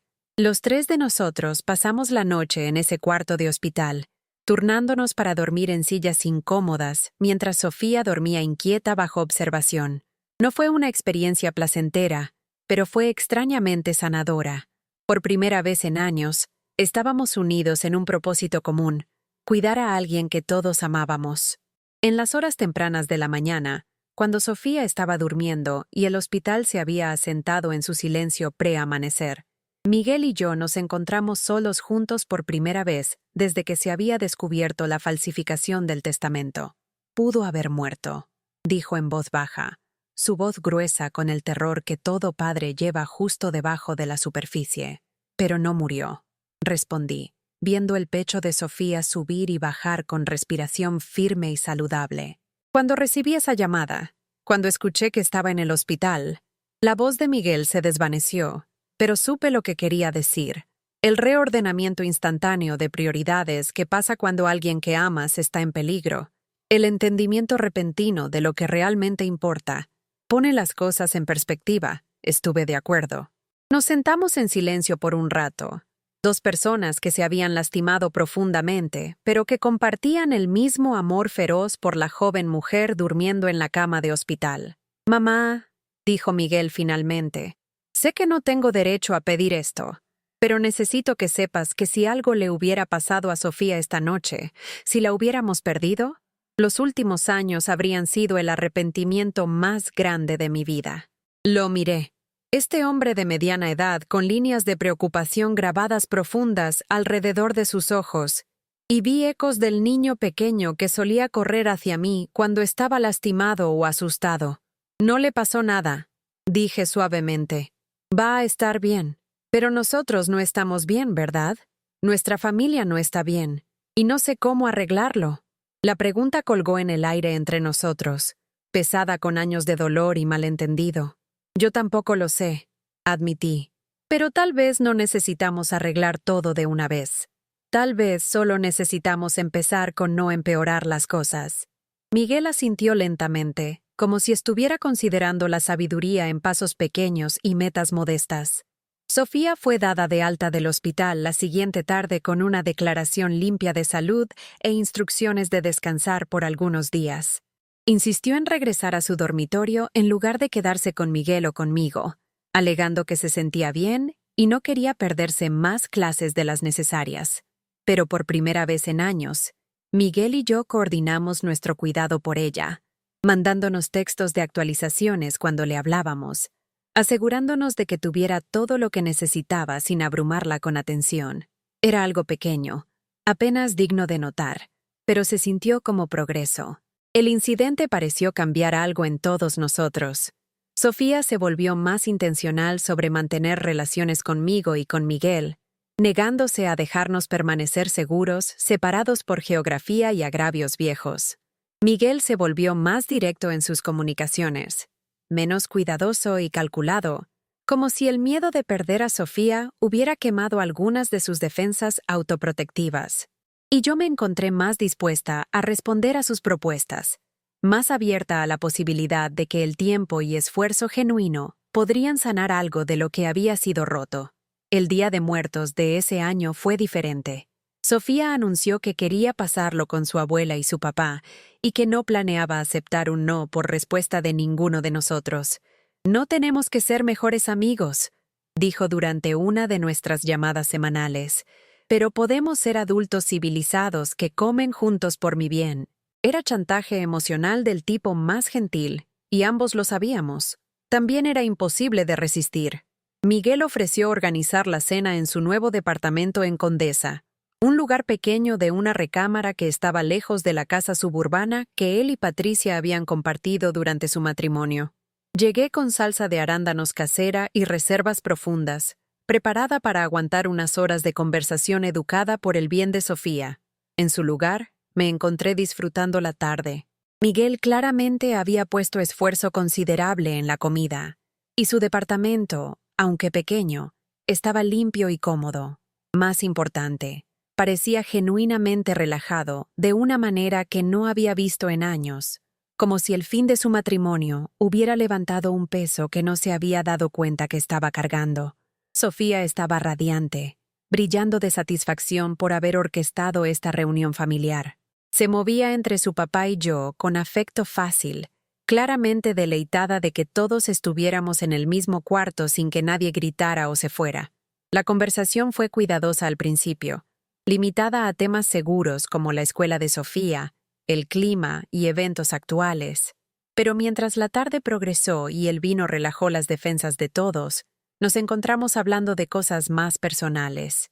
El nuevo trabajo de Miguel, sus sesiones de terapia, sus esfuerzos por entender dónde había fallado su matrimonio, mi trabajo voluntario, mis clases de pintura, las pequeñas satisfacciones de mi vida tranquila. Hasta hablamos de Francisco, compartiendo recuerdos de días festivos pasados, de tradiciones que él había empezado y chistes que solía contar. Por primera vez en años, su ausencia se sintió como una pérdida compartida en lugar de una pena privada. Mientras me preparaba para irme esa noche, Miguel me ayudó con mi abrigo y me acompañó a la puerta. «Gracias por venir, mamá», dijo, su voz sincera sin ser demasiado emocional. «Sé que no fue fácil. Fue más fácil de lo que esperé», admití, sorprendida por mi propia honestidad. «Tal vez podríamos hacerlo otra vez alguna vez. No necesariamente un día festivo, solo cenar, cuando Sofía esté por aquí, por supuesto».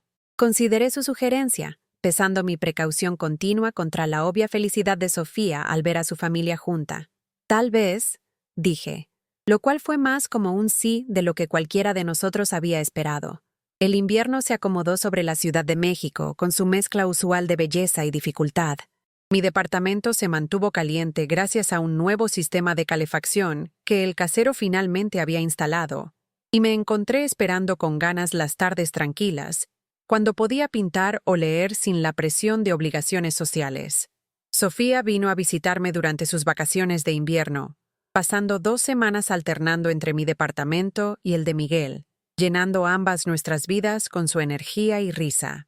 Me ayudó a organizar mis pinturas, sugiriendo que inscribiera algunas piezas en una exposición de arte local para artistas amateurs. También ayudó a Miguel a redecorar su departamento, agregando toques de calor y color a lo que había sido un espacio distintivamente masculino y algo estéril. Viéndola navegar entre nosotros con tal gracia natural, me impresionó cuánto había madurado en el año pasado. La niña que una vez había estado atrapada entre el drama de sus papás y el dolor de su abuela, se había convertido en una joven mujer capaz de construir puentes y sanar heridas. «¿Sabes qué he aprendido de todo este asunto familiar?», dijo una noche mientras nos sentábamos en mi cocina compartiendo té y galletas sobrantes de Navidad. «¿Qué es eso? El amor no es algo que puedes perder al regalarlo. Entre más lo compartes, más tienes». Miré a esta joven mujer sabia, mi nieta que entendía cosas a los 19 años que a mí me había tomado décadas aprender, y sentí una oleada de orgullo y esperanza por el futuro. La primavera regresó a la Ciudad de México con su promesa anual de renovación y nuevos comienzos. Los árboles que bordeaban las calles de Doctores estallaron en flor, pintando mi vecindario en tonos de rosa y blanco que me recordaron por qué me había enamorado de esta ciudad décadas atrás. Estaba caminando a casa de mi clase de pintura una tarde cálida de abril, cuando me encontré con Patricia saliendo de la estación del metro. Se veía cansada, pero menos frágil de lo que se había visto durante su visita a mi departamento el verano anterior. Su ropa era simple pero limpia, y se llevaba a sí misma con lo que podría haber sido el principio de dignidad recuperada. Nos vimos al mismo momento, y por un instante consideré cruzar la calle para evitar la incomodidad de un encuentro inesperado. Pero algo, curiosidad, tal vez, o el tipo de valor resignado que viene de haber sobrevivido cosas peores, me hizo continuar en mi curso. «Esperanza», dijo Patricia mientras nuestros caminos convergieron en la esquina. «¿Cómo estás?» «Estoy bien», respondí, estudiando su cara por señales de la desesperación que la había llevado a forjar mi testamento. En su lugar, vi a alguien que se veía cansada pero estable, como una persona que había tocado fondo y estaba lentamente escalando de vuelta. «¿Te ves bien?», dijo, y parecía decirlo en serio. «Saludable, feliz». «Gracias. ¿Cómo estás?» La sonrisa de Patricia fue llena de pesar pero genuina. «Mejor de lo que estaba. No donde quiero estar todavía, pero mejor. Estoy trabajando 2 trabajos ahora, guardando dinero, tratando de reconstruir mi crédito. Es lento, pero es trabajo honesto». Caminamos juntas por una cuadra. 2 mujeres que una vez habían sido familia, Ahora extrañas cuidadosas navegando las secuelas de traición y perdón. Sofía me dice que has estado pintando, dijo Patricia. Eso es maravilloso. Siempre pareciste como alguien que tenía talentos escondidos esperando a ser descubiertos. Me sorprendí por el cumplido y por la falta de resentimiento en mi pecho cuando lo ofreció. Ha sido bueno para mí, admití. Me da algo en qué enfocarme además de heridas viejas. Patricia asintió pensativamente. He estado pensando en tomar algunas clases yo misma. Tal vez aprender una habilidad que pueda llevar a mejor trabajo. Sofía sugirió programación de computadoras. Dijo que hay programas para gente que cambia de carrera. La conversación se sintió surreal. Esta discusión normal sobre clases y carreras entre dos personas que habían sido enemigas solo meses antes. Pero había algo pacífico sobre ello también, como si ambas estuviéramos reconociendo que la vida continuaba más allá de nuestros conflictos. Eso suena como un plan inteligente, dije. Y lo dije en serio. Nos separamos en la siguiente esquina. Patricia volteándose hacia la parada de camión mientras yo continuaba hacia mi departamento. Mientras caminé, reflexioné sobre cuánto había cambiado todo en los últimos 3 años. La mujer que había descubierto el testamento forjado, que se había sentido tan traicionada y abandonada, nunca hubiera creído que podría tener una conversación civilizada con Patricia en una esquina de doctores. Pero la gente cambia, las circunstancias cambian, y a veces hasta las heridas más profundas pueden sanar si las dejamos. El verano trajo una sorpresa que cambió todo una vez más. Sofía me llamó un jueves por la mañana, su voz jadeante con emoción y noticias que me quitaron el aliento. Abuela, tengo noticias increíbles. Me aceptaron para estudiar en el extranjero el próximo semestre. Un programa en España trabajando con familias afectadas por trauma generacional. Es exactamente lo que quiero hacer con mi carrera. Sentí simultáneamente orgullo por su logro y tristeza por la idea de que estuviera tan lejos. Eso es maravilloso, corazón. ¿Cuándo te vas? Agosto, dijo. Y pude escuchar su sonrisa por el teléfono. Pero aquí está la mejor parte. El programa incluye un componente de visita familiar, donde traen a miembros de la familia para ver el trabajo que estamos haciendo y entender su impacto. Puedo invitar a 2 personas, y te quiero invitar a ti y a papá.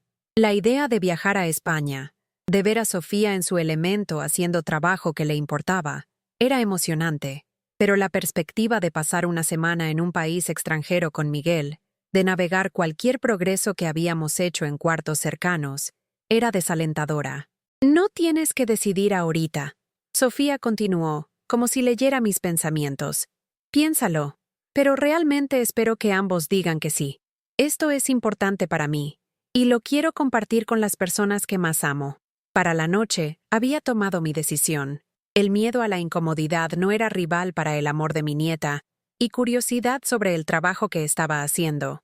Llamé a Sofía de vuelta y le dije que sí. Me encantaría ir a España. ¿Papá también dijo que sí? Pregunté. Dijo que necesitaba pensarlo, admitió Sofía. Creo que está preocupado sobre si estarías cómoda pasando tanto tiempo juntos. Era considerado de él estar preocupado. Me di cuenta. El Miguel viejo, el que había participado en forjar mi testamento, no hubiera considerado mi comodidad para nada.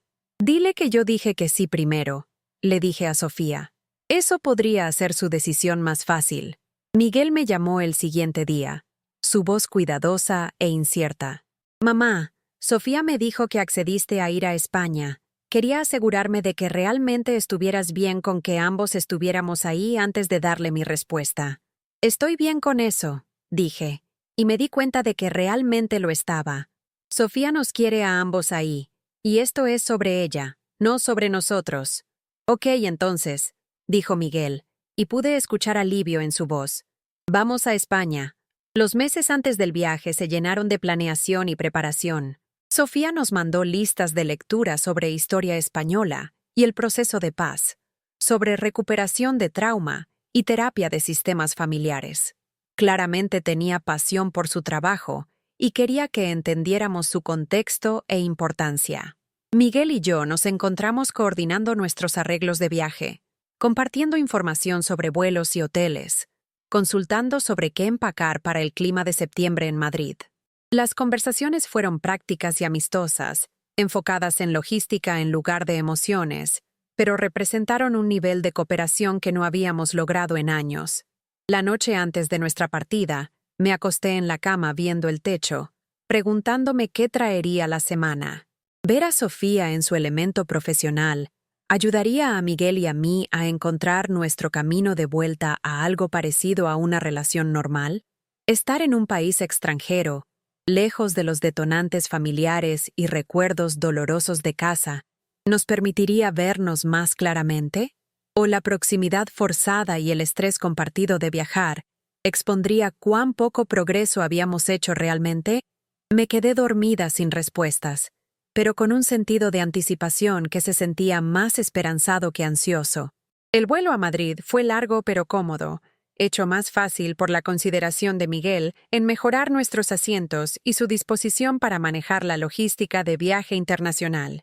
Nos sentamos juntos en el avión, leyendo los mismos libros que Sofía había recomendado, ocasionalmente compartiendo observaciones o haciendo preguntas sobre lo que estábamos aprendiendo. Se sintió casi normal, como el tipo de viaje que una madre e hijo podrían tomar juntos, sin drama subyacente o trauma sin resolver. Casi.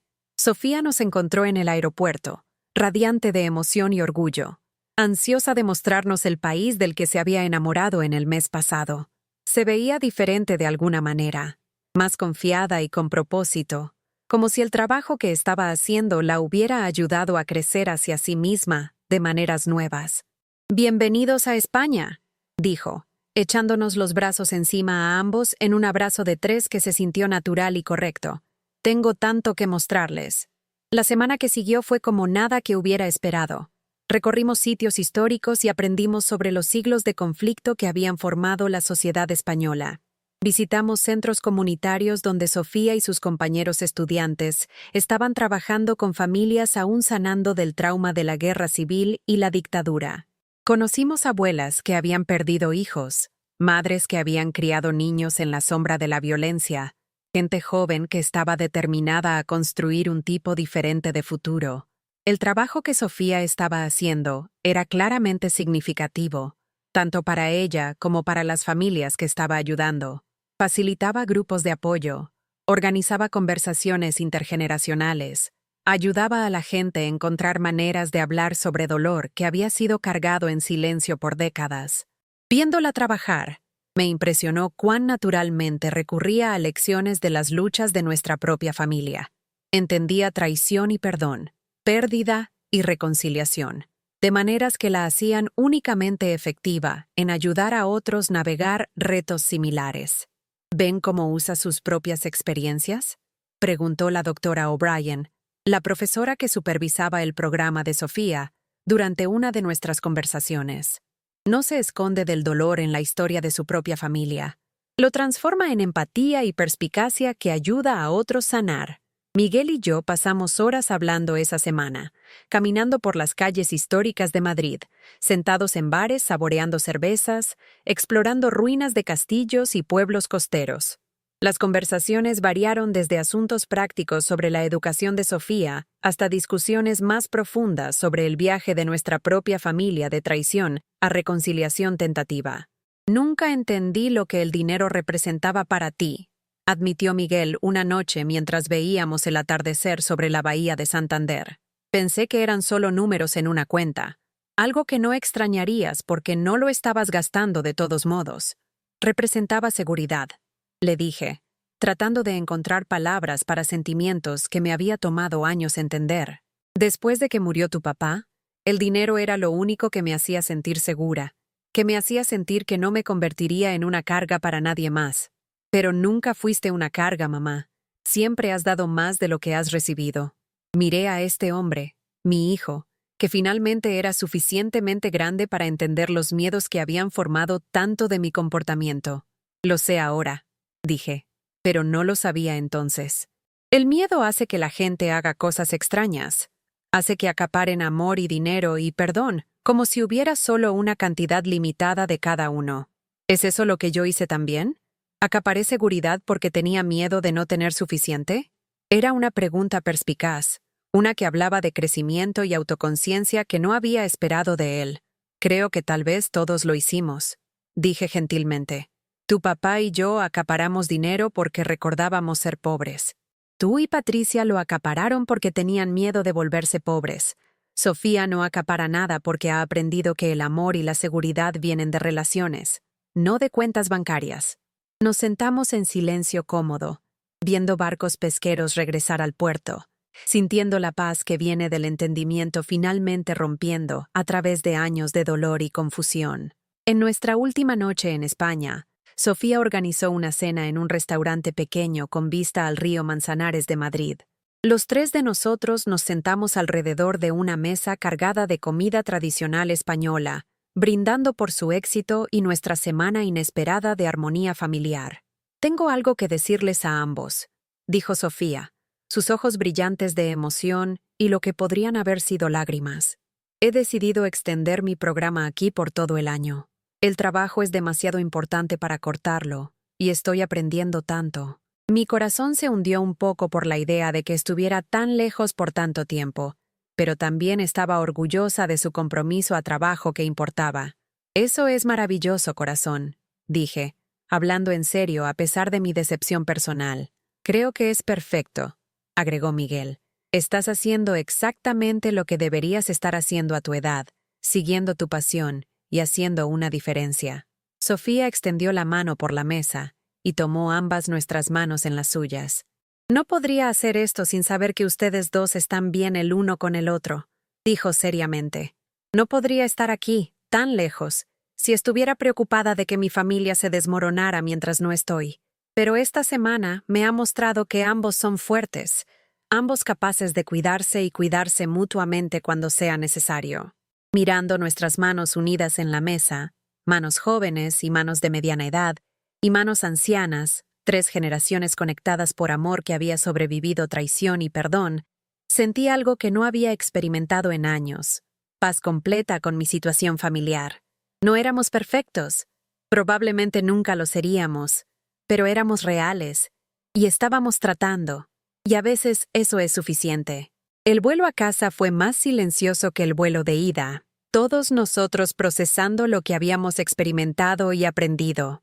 Miguel y yo hablamos menos, pero parecían más cómodos el uno con el otro, como si alguna barrera esencial hubiera sido disuelta por la semana de experiencia compartida. Mientras nuestro avión descendía hacia el Aeropuerto Internacional de la Ciudad de México, miré por la ventana a las luces de la ciudad extendidas abajo y sentí emoción genuina sobre regresar a casa.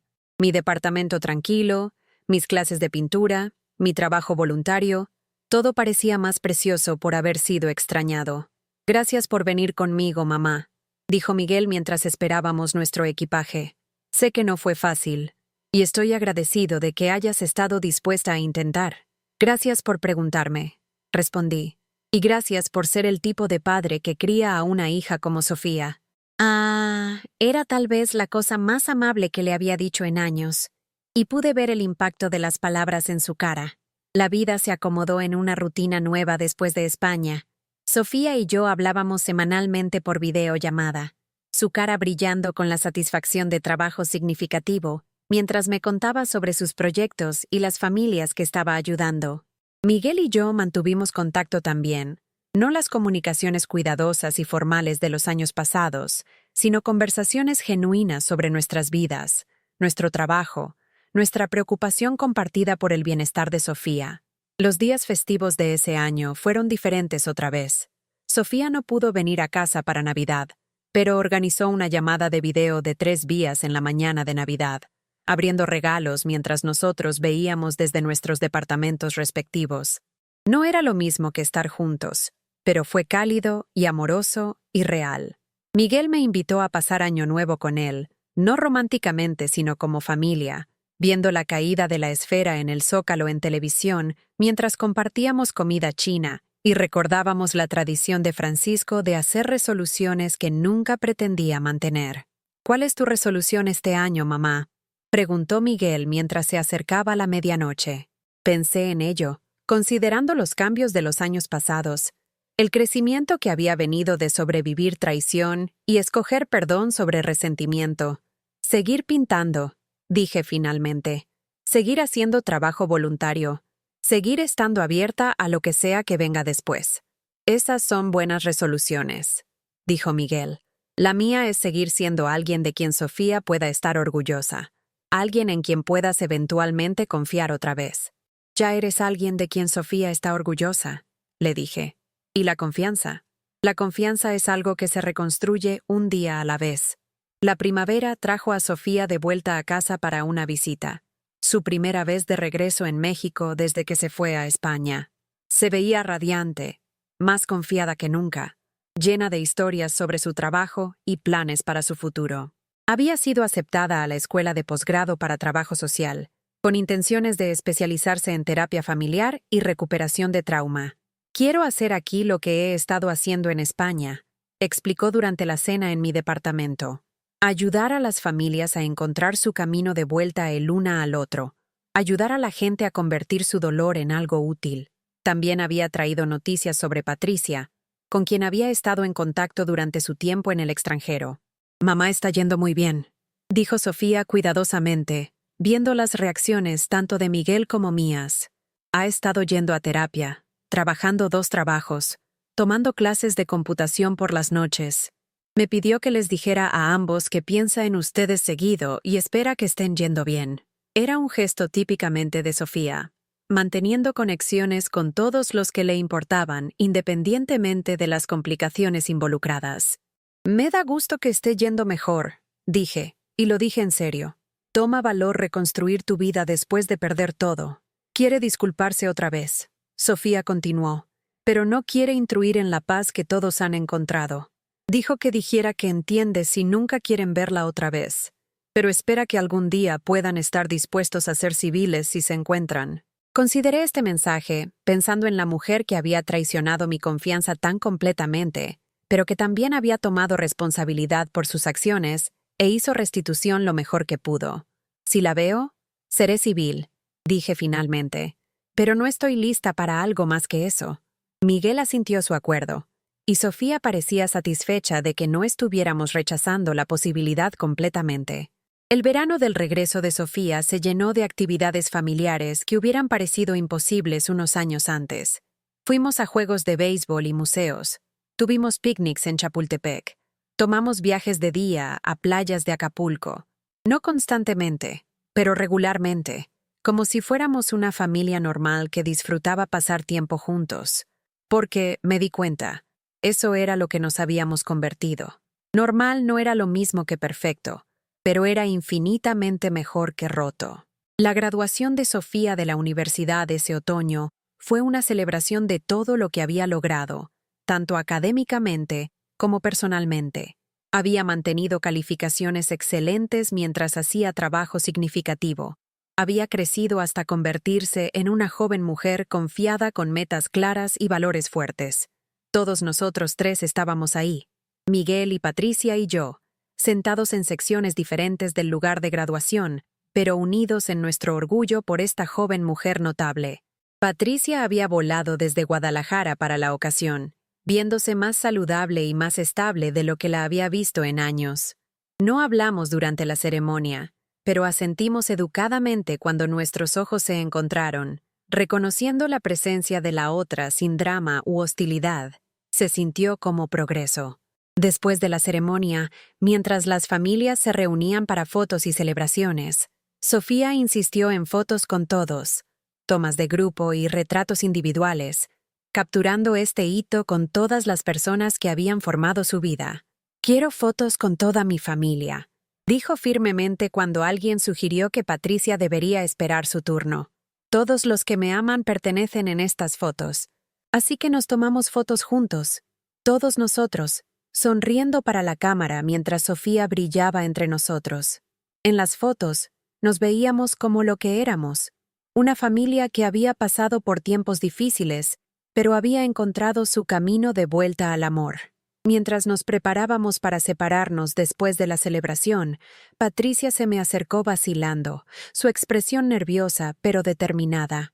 «Esperanza, quería agradecerte por no hacer este día difícil», dijo en voz baja.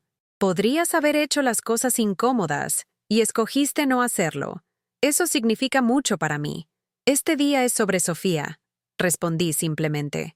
Se merece celebrar con todos los que la aman. Patricia asintió agradecidamente. Entonces vaciló como si quisiera decir más, pero no estaba segura si debería. ¿Hay algo más?, pregunté. Solo quería que supieras que lo que te hice me cambió. No solo las consecuencias, sino la realización de lo que era capaz cuando estaba desesperada. Nunca quiero ser esa persona otra vez. La miré. Esta mujer que una vez había sido mi nuera, que me había dado a mi nieta, que me había traicionado tan completamente. En su cara, vi arrepentimiento genuino y lo que parecía ser sabiduría ganada con esfuerzo. Te creo, dije, y me di cuenta de que realmente le creía. No nos abrazamos o hicimos promesas sobre contacto futuro, pero nos separamos en una nota de respeto mutuo que hubiera parecido imposible durante los días más oscuros de nuestro conflicto. Esa noche, mientras me sentaba en mi departamento viendo las fotos de la graduación de Sofía, reflexioné sobre el viaje que nos había traído a todos a este punto. Hace 3 años, yo había sido una mujer cuya familia le estaba robando, que se sentía usada y abandonada y completamente sola. Hoy, estaba rodeada de gente que me amaba, me respetaba y valoraba mi presencia en sus vidas. La transformación no había sido fácil o lineal. Había habido reveses y conversaciones dolorosas, batallas legales y terremotos emocionales. Pero también había habido crecimiento y perdón, entendimiento y eventualmente paz. Pensé en Francisco, en lo que pensaría de cómo había resultado todo. Me lo imaginé sonriendo por el éxito de Sofía, orgulloso de su compromiso a ayudar a otros a sanar del trauma familiar. Me lo imaginé complacido de que Miguel y yo hubiéramos encontrado nuestro camino de vuelta el uno al otro, de que nuestra familia hubiera sobrevivido su crisis y emergido más fuerte. Más que todo, me lo imaginé orgulloso de mí, por negarme a ser una víctima, por pelear de vuelta cuando fui traicionada, por escoger perdón cuando fue posible y límites cuando fue necesario. Mientras me preparaba para acostarme esa noche, sentí algo que no había experimentado desde la muerte de Francisco: satisfacción completa con mi vida, no porque fuera perfecta, sino porque era auténticamente mía, formada por mis decisiones y valores en lugar de las expectativas o demandas de otras personas. Había aprendido que el amor no requiere autosacrificio, que la generosidad no debería venir al costo del autorrespeto, que la familia es algo que construyes a través de acciones en lugar de algo en lo que simplemente naces. Más importante, había aprendido que nunca es muy tarde para empezar de nuevo, para poner límites, para exigir el respeto que mereces. La edad trae sabiduría, y a veces esa sabiduría requiere que reestructuremos radicalmente nuestras relaciones y expectativas. La mujer que encontró ese testamento forjado en la laptop de su nuera no era la misma mujer que se durmió pacíficamente en Doctores esa noche, rodeada de fotos de la graduación de su nieta y llena de esperanza para el futuro. Esa mujer había sido rota por traición. Esta mujer había sido reconstruida por la experiencia de defenderse y descubrir que era más fuerte de lo que jamás había imaginado. Mientras me quedaba dormida, pensé en toda la otra gente como yo, los papás y abuelos ancianos que dan y dan hasta que no queda nada, que toleran falta de respeto y explotación porque temen abandono más que abuso. Quería decirles lo que había aprendido, que puedes sobrevivir perder gente que no te valora, que el respeto no es negociable, que el amor nunca debería venir con una etiqueta de precio. Quería decirles que nunca es muy tarde para descubrir tu propio valor, para poner límites, para construir una vida que refleje tus valores en lugar de las demandas de otras personas. Quería decirles que a veces, lo más amoroso que puedes hacer es dejar de permitir mal comportamiento, incluso especialmente cuando, ese comportamiento viene de familia. Pero más que todo, quería decirles que hay vida después de traición, paz después de conflicto y alegría después de desamor, si estás dispuesta a hacer el trabajo duro de reconstruirte a ti misma y tus relaciones sobre una fundación de respeto mutuo, en lugar de obligación y culpa. La mujer que soy hoy nunca hubiera tolerado lo que la mujer que era hace 3 años aceptaba como normal. Esa transformación no fue fácil, pero salvó mi vida, mi dignidad y, finalmente, mi familia. Y esa es una historia que vale la pena compartir, una lección que vale la pena aprender, una victoria que vale la pena celebrar. Ahora, mientras termino de contarles esta historia, quiero preguntarles algo. ¿Han vivido algo así? ¿Han visto a alguien que aman sacrificar su dignidad por gente que no la merecía? ¿Se han encontrado dando hasta que no queda nada, esperando comprar amor con su generosidad? Por favor, compartan su historia en los comentarios abajo. Y si esta historia ha tocado algo en su corazón, si les ha recordado que merecen respeto y amor genuino, por favor denle me gusta a este video y suscríbanse a este canal. Su apoyo me ayuda a seguir compartiendo estas historias y tal vez, solo tal vez, lleguen a alguien que necesita escuchar que no están solos, que nunca es muy tarde para defenderse y que hay esperanza del otro lado de la traición. Gracias por escuchar mi historia. Gracias por importarles lo suficiente para escucharla hasta el final. Y recuerden, valen más de lo que saben, son más fuertes de lo que piensan y merecen amor que no viene con condiciones.